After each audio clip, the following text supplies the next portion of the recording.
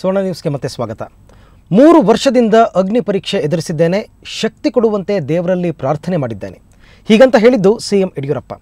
ಕುಕ್ಕೆ ಸುಬ್ರಹ್ಮಣ್ಯದಲ್ಲಿ ಮಾತನಾಡಿದ ಸಿಎಂ, ಒಳ್ಳೆ ಕೆಲಸ ಮಾಡೋರನ್ನ ವಿಪಕ್ಷಗಳು ಸಹಿಸೋದಿಲ್ಲ ಅಂತ ವಾಗ್ದಾಳಿ ನಡೆಸಿದರು.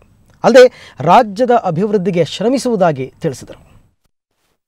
ನಾನು ಪ್ರಾರ್ಥನೆ ಮಾಡೋದು ಇಷ್ಟೇ, ನೀನು ಏನು ಬೇಕಾದ್ರೂ ನನ್ನ ಕಷ್ಟ ಕೊಡು, ತೊಂದರೆ ಕೊಡು, ಸಮಸ್ಯೆಗಳನ್ನು ಒಡ್ಡು, ಅದನ್ನು ಎದುರಿಸೋ ಶಕ್ತಿ ಕೊಡು. ನಾನು ಏನೋ ಸಮಸ್ಯೆನೇ ಇರಬಾರ್ದು ಅಂತ ಹೇಳೋದಿಲ್ಲ. 6 ಕೋಟಿ ಜನರ ಪ್ರತಿನಿಧಿಯಾಗಿ ಕುರ್ಚಿಲಿ ಕೂತಾಗ ಟೀಕೆ ಮಾಡೋರು ಇರ್ತಾರೆ, ನನ್ನ ನಿಂದಕರು ಇರಬೇಕು ಅಂತ ಹೇಳ್ತಾರೆ. ಆದರೆ ಆ ಟೀಕೆಗಳು ಮಿತಿಮೀರಿ ಹೋದಾಗ, ಮದುವೆಯಾಗಿ 8 ವರ್ಷ ಸಂಸಾರ ಮಾಡಿ 3 ಮಕ್ಕಳ ತಂದೆಯಾದ ಭೂಪ ತನ್ನ ವಿವಾಹಿತೆ ನಾದಿನಿಯೊಂದಿಗೆ ಪರಾರಿಯಾಗಿದ್ದಾನೆ. ಶಿವಮೊಗ್ಗದ ಸಾಗರ ತಾಲೂಕಿನ ಇಡುವಾಣಿ ಸಮೀಪ ಇಂಥದ್ದೊಂದು ಘಟನೆ ನಡೆದಿದೆ. ಚಿಪ್ಪಳಮಕ್ಕಿ ಗ್ರಾಮದ ನಿರ್ಮಲಾ 8 ವರ್ಷದ ಹಿಂದೆ ಶಾಂತಕುಮಾರ್ ಜೊತೆ ಮದುವೆಯಾಗಿದ್ದರು.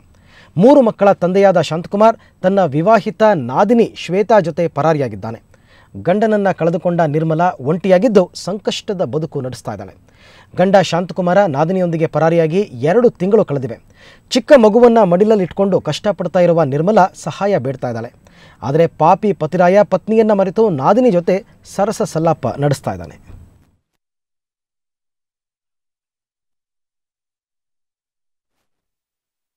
ನಾ ಮದುವೆಯಾಗಿ 8 ವರ್ಷ ಆಗಿದೆ. 2 ಮಕ್ಕಳಿದ್ದಾವೆ. 3ನೇ ಮಗು ಪ್ರೆಗ್ನೆಂಟ್ ಇದ್ದಾಗ 6 ತಿಂಗಳಿಂದ ಹೊರಗೆ ಹಾಕಿದ್ದಾರೆ. ಯಾಕೆ ಅಂದರೆ ಅವ್ರಿಗೆ ನಮ್ಮ ತಂಗಿ ಜೊತೆಗೆ ಸಂಬಂಧ ಇತ್ತು. ಯಾಕೆ ಕೇಳಿದ್ದಕ್ಕೆ ಹೊರಗೆ ಹಾಕಿದ್ದಾರೆ, ಹೊಡೆದು ಮನೆಯಿಂದ. ಅದೇ ಕರ್ಕೊಂಡು ಹೋಗ್ತೀನಿ ಹೆರಿಗೆ ಆದಮೇಲೆ ಅಂತ ಹೇಳಿದರು. ಈಗ 2 ತಿಂಗಳಿಂದ ನನ್ನ ತಂಗಿನ ಕರ್ಕೊಂಡು ಹೋಗಿದ್ದಾರೆ, ಬೆಂಗಳೂರಿಗೆ ಹೋಗಿದ್ದಾರೆ ಅಂತ ಸುದ್ದಿ ಸಿಕ್ಕಿದೆ. ಈಗ ಅದು 6 ತಿಂಗಳ ಹಿಂದೆ ನಮ್ಗೆ ಗೊತ್ತಾಗಿರೋದು, ಮುಂಚೆಯಿಂದ ಗೊತ್ತಿರಲಿಲ್ಲ ಸಂಬಂಧ ಇರೋದು. 6 ತಿಂಗಳಿಂದ ವಿಷಯ ಗೊತ್ತಾದ ಮೇಲೆ ನಾನು ಒಪ್ಕೊಳ್ಳಲಿಲ್ಲ ಅಂತ ಫೋರ್ಸ್ ಮಾಡಿಬಿಟ್ಟು ಮನೆಯಿಂದ ಹೊರಗೆ ಹಾಕಿದ್ದಾರೆ. ಬನ್ನಿ, ಬಗ್ಗೆ ಹೆಚ್ಚಿನ ಮಾಹಿತಿ ಪಡೆಯೋಣ ನಮ್ಮ ಪ್ರತಿನಿಧಿ ರಾಜೇಶ್ ಕಾಮತ್ ಅವರಿಂದ. ರಾಜೇಶ್, ಏನು ಬಹಳ ದಿನಗಳಾದ ನಂತರ ಬೆಳಕಿಗೆ ಬರ್ತಾ ಇದೆ ಈ ಒಂದು ಸುದ್ದಿ ಅಂತ ಅನ್ಸುತ್ತಲ್ವಾ? ಖಂಡಿತ ಅರವಿಂದ್, ಬಹಳ ದಿನಗಳಾದ ನಂತರ ಬರ್ತದೆ. ಯಾಕಂದ್ರೆ ಆ ಹೆಣ್ಮಗಳು ಒಂದು ಗ್ರಾಮೀಣ ಪ್ರದೇಶದ ಹೆಣ್ಮಗಳು. ಹಾಗಾಗಿ ಆಕೆ ತನ್ನ ಸಮಸ್ಯೆಯನ್ನು ಯಾರ ಮುಂದೆ ಹೇಳ್ಕೋಬೇಕು ಮತ್ತೆ ಹೇಗೆ ಅದನ್ನ ಹೊರ ಜಗತ್ತಿಗೆ ತಿಳಿಸ್ಬೇಕು ಅನ್ನೋದು ಕೂಡ ಆಕೆ ಗೊತ್ತಿರಲಿಲ್ಲ. ಅಂತ ಪರಿಸ್ಥಿತಿಯಲ್ಲಿ ಆಕೆ ಮಾನಸಿಕವಾಗಿ ತೊಡಗಾಡ್ತಾ ಇದ್ಲು. ಯಾಕಂದ್ರೆ 2.5 ತಿಂಗಳ ಗರ್ಭಿಣಿ ಆಕೆ, 2.5 ತಿಂಗಳ ಮಗುವನ್ನು ಹಿಡ್ಕೊಂಡು ಆ ಮಗುವಿನ ಜೊತೆ ಇನ್ನಿಬ್ಬರು ಮಕ್ಕಳನ್ನು ಸಾಕೊಂಡು ಆ ನಂತರದಲ್ಲಿ ಆಕೆ ಪತಿರಾಯ ಹುಡುಕಾಟವನ್ನು ಮಾಡಬೇಕಾಗಿದೆ. ಪತಿ ಮತ್ತು ಬೇರೆ ಯಾರ ಜೊತೆಗೂ ಹೋಗುತ್ತೆ. ಏನು ತನ್ನ ನಾದಿನಿ ಇದ್ದಾಳೆ, ಅವಳಿಗೆ ಮದುವೆಯಾಗಿ 3 ವರ್ಷ ಆಗಿತ್ತು. ಆಕೆ ಗಂಡನ ಜೊತೆಗೆ ಸಂಸಾರ ಮಾಡ್ಕೊಂಡಿದ್ದಾಳೆ. ಆ ಮಗುವನ್ನು ಕೂಡ ಈಕೆ ಮನೆಯಲ್ಲೇ ಬಿಟ್ಟಿದ್ದಾಳೆ. ಈಕೆ 3 ಮಕ್ಕಳ ಜೊತೆಗೆ ಆ ಮಗುವನ್ನು ಕೂಡ ಆಕೆ ನೋಡ್ಕೋಬೇಕಾದ ಅನಿವಾರ್ಯತೆ ಇದೆ. ಇಂಥ ಪರಿಸ್ಥಿತಿನಲ್ಲಿ ಒಂದು ಹೆಣ್ಮಗಳು ತನ್ನ ತಾಯಿ ಮನೆಯಲ್ಲಿ ಇದ್ಕೊಂಡು ಏನು ಮಾಡಕ್ಕೂ ಸಾಧ್ಯ ಇಲ್ಲದಂತ ಒಂದು ಪರಿಸ್ಥಿತಿ ನಿರ್ಮಾಣ ಆಗಿದೆ. ಗಂಡ ಆದವನು ರೈತಾಪಿ ಬದುಕು ಮಾಡಿ ಜೀವನ ಕೊಡ್ತಾನೆ ಅಂತ ಹೇಳಿದವನು ಆತ ಆಕೆಯ ಜೊತೆಗೆ ಓಡೋಗಿ ಗಾರ್ಮೆಂಟ್ ಫ್ಯಾಕ್ಟರಿ ಬೆಂಗಳೂರಿನಲ್ಲಿ ಕೆಲಸ ಮಾಡ್ತಿದ್ದಾನೆ ಅಂತ ಹೇಳಿ ಆಕೆಗೆ ಒಂದು ಮಾಹಿತಿ ಬಂದಿದೆ. ಆದ್ರೆ ಪೊಲೀಸ್ ಠಾಣೆಗೆ ಹೋದ್ರೆ ಯಾರು ಕೂಡ ಆಕೆಗೆ ನ್ಯಾಯ ಕೊಡಿಸ್ತಾ ಇಲ್ಲ. ಯಾಕಂದ್ರೆ ಆರ್ಥಿಕವಾಗಿಯೂ ಸಬಲದಲ್ಲದೆ ಈಕೆಗೆ ಯಾರು ಕೂಡ ನೆರವು ನೀಡಲಿಕ್ಕೆ ಆಗ್ತಿಲ್ಲ. ಮತ್ತೆ ಯಾವುದೇ ರಾಜಕೀಯ ಪ್ರಭಾವ ಆಗಲಿ ಯಾವುದೂ ಇಲ್ಲದಿರೋದ್ರಿಂದ ಸಾಕಷ್ಟು ನೊಂದಿದ್ದಾಳೆ ಅಂತಾನೆ ಹೇಳ್ಬೋದು ಅರವಿಂದ್. ಇನ್ನು ರಾಜೇಶ್, ಈಕೆಯ ಗಂಡ ಬಿಟ್ಟು ಹೋದ ನಂತರ ಈಕೆಯ ಜೀವನಕ್ಕೆ ಏನು, ಜೀವನೋಪಾಯಕ್ಕೆ ಏನು ಮಾರ್ಗೋಪಾಯಗಳಿದ್ದಾರೆ? ಯಾರು ಇವರಿಗೆ ಬೆನ್ನೆಲುಬಾಗಿ ನಿಂತ್ಕೊಂಡಿದ್ದಾರೆ? ಖಂಡಿತ ಅರವಿಂದ್, ಆಕೆಗೆ ಜೀವನೋಪಾಯಕ್ಕೆ ಏನಂದ್ರೆ ಏನೂ ಇಲ್ಲ, ಅಷ್ಟು ನಿರ್ಗತಿಳಾಗಿದ್ದಾಳೆ. ಯಾಕಂದ್ರೆ ಗಂಡನ ಜೊತೆಗೆ 3 ಮಕ್ಕಳು ಮತ್ತೆ ಆಕೆಯ ಈ ನಾದಿನಿಯ ಒಂದು ಮಗು, ಅಂದ್ರೆ ಆಕೆ ತಂಗಿಯ ಮಗು, ಇದು ಕೂಡ ಆಕೆ ಜೊತೆನಲ್ಲಿ ಇದೆ. ಒಟ್ಟು 4 ಮಕ್ಕಳನ್ನ ಪಾಲನೆ ಮಾಡಬೇಕಾಗಿದೆ. ಈಗ ಆಕೆ ತನ್ನ ತವರು ಮನೆಗೆ ಬಂದಿದ್ದಾಳೆ. ತವರು ಮನೆಗೆ ಬಂದ್ಬಿಟ್ಟು ತಾಯಿ ಮಡ್ಲಲ್ಲಿ ಇದ್ದಾಳೆ. ಅಲ್ಲಿ ತಂದೆ ತಾಯಿಗಳು ಪೋಷಕರು ಈಕೆಯನ್ನು ನೋಡ್ಕೊಳ್ತಾ ಇದ್ದಾರೆ. ಏನ್ ಮದುವೆ ಮಾಡಿ ಇವ್ರ ಬದುಕು ಹಸನಾಗುತ್ತೆ ಅಂತ ಹೇಳಿ ಅಕ್ಕ ತಂಗಿನ ಮದುವೆ ಮಾಡಿ ಕೊಟ್ಟಿದ್ರು.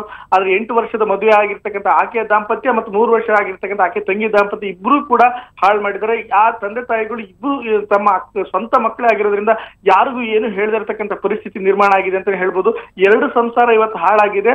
ಆದ್ರೆ ಆ ಒಂದು ಹುಡುಗಿ ಆಕೆ ನಾದಿನಿ ಅಂದ್ರೆ ಈಕೆ ತಂಗಿ ಏನು ಒಂದು ಮಾಡಿದಾಳೆ, ಆ ಕೃತ್ಯದಿಂದ 2 ಸಂಸಾರ ಇವತ್ತು ಹಾಳಾಗಿದೆ. ಬದುಕು ತುಂಬಾ ಕಷ್ಟದಲ್ಲಿದೆ, ಸಂಕಷ್ಟದಲ್ಲಿ ಜೀವನ ತುಡ್ತಾ ಇದ್ದಾಳೆ. ಇವರಿಬ್ರು ಬಂದು ವಾಪಸ್ ಬಂದು ಮತ್ತೆ ನನಗೊಂದು ಜೀವನ ಸಿಗಬಹುದು ಅಂತ ಹೇಳಿ ಆಶಾವಾದವನ್ನು ಹೊಂದಿದ್ದಾಳೆ. ಆದ್ರೆ ಅದು ಎಷ್ಟು ಮಟ್ಟಿಗೆ ಆಗುತ್ತೆ ಅನ್ನೋದು ಕೂಡ ಈ ಕಾಲವೇ ಹೇಳ್ಬೇಕಾಗಿದೆ. ಯಾಕೆ ಪೊಲೀಸರ ಸಹಾಯ ಯಾಕೆ ಸಿಗ್ತಾ ಇಲ್ಲ ಈಕೆಗೆ ರಾಜೇಶ್? ಈಗಾಗಲೇ ಆಕೆ ಪೊಲೀಸರಿಗೆ ದೂರು ನೀಡಿದರೆ ಪೊಲೀಸರು ಇಂಥ ತುಂಬಾ ಮಿಸ್ಸಿಂಗ್ ಕಂಪ್ಲೇಂಟ್ಸ್ ಗಳನ್ನ ಮತ್ತೆ ಈ ರೀತಿಯ ಸಂಬಂಧಗಳು ಇರ್ತಕ್ಕಂಥದ್ದನ್ನ ಎಲ್ಲವನ್ನೂ ಕೂಡ ಇಟ್ಕೊಂಡಿದ್ದಾರೆ. ಹಾಗಾಗಿ ಅವರು ಇದ್ರ ಬಗ್ಗೆ ಅತಿ ಹೆಚ್ಚಿನ ಒಂದು ಕಾಳಜಿಯನ್ನು ಕೂಡ ತೋರಿಸ್ತಾ ಇಲ್ಲ.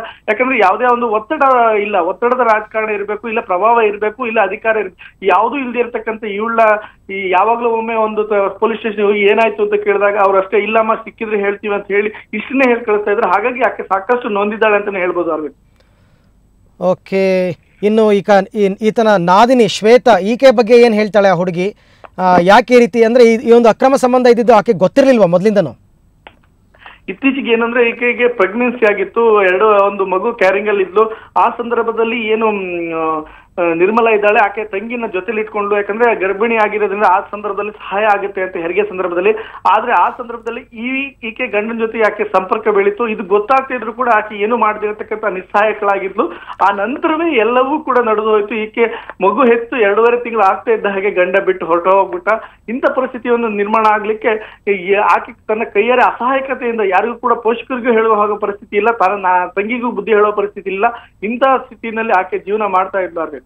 ಓಕೆ ರಾಜೇಶ್, ಧನ್ಯವಾದ ತಮ್ಮ ಎಲ್ಲ ಮಾಹಿತಿಗಾಗಿ. ಯಾರೋ ಹೊರಗಿನವರು ಬಂದು ಈಕೆಗೆ ಅನ್ಯಾಯ ಮಾಡಿದ್ದಾರೆ ಅಂತಂದರೆ ಅದನ್ನು ಒಪ್ಕೋಬೋದು. ಆದರೆ ಸ್ವಂತ ಗಂಡ ಮತ್ತು ಸ್ವಂತ ತಂಗಿ ಇವರಿಬ್ಬರ ನಡುವಿನ ಒಂದು ಅಕ್ರಮ ಸಂಬಂಧದಿಂದಾಗಿ ಈಗ 4 ಮಕ್ಕಳನ್ನು ಕಟ್ಕೊಂಡಿರ್ತಕ್ಕಂಥ ಪತ್ನಿ ನಿರ್ಮಲಾ ಈಗ ಅಸಹಾಯಕತೆಯನ್ನು ತೋಡ್ಕೊಂಡಿರ್ತಾ ಇದ್ದಾರೆ. ಈಕೆ ತನ್ನ ಜೀವನೋಪಾಯಕ್ಕಾಗಿ ಈಕೆಗೆ ಬೆನ್ನೆಲುಬಾಗಿ ನಿಂತ್ಕೊಳ್ಳೋದಕ್ಕೆ ಯಾರೂ ಇಲ್ಲ. ಹಾಗಾಗಿ ಒಂದು ವೇಳೆ ಅವರಿಬ್ಬರು ಮತ್ತೆ ಬಂದರೆ ಮತ್ತೆ ಆತನನ್ನು ಕ್ಷಮಿಸಿ ಮತ್ತೆ ನನ್ನ ಜೀವನಕ್ಕೆ ಅವ್ರನ್ನ ನಾನು ಸೇರಿಸ್ಕೊಳ್ತೀನಿ ಅಂತಕ್ಕಂಥ ದೊಡ್ಡ ಮಾತನ್ನು ಈಗ ಪತ್ನಿ ನಿರ್ಮಲಾ ಅವರು ಹೇಳ್ತಾ ಇದ್ದಾರೆ.